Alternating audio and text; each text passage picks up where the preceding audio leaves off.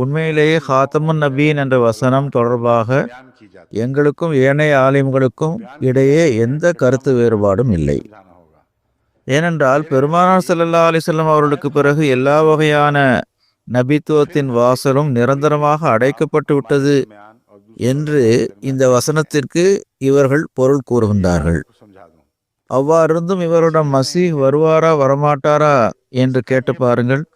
கண்டிப்பாக வருவார் என்று கூறுவார்கள். அவரை மறுத்தால் காஃபிராகி விடுவீர்கள் என்றும் கூறுவார்கள்.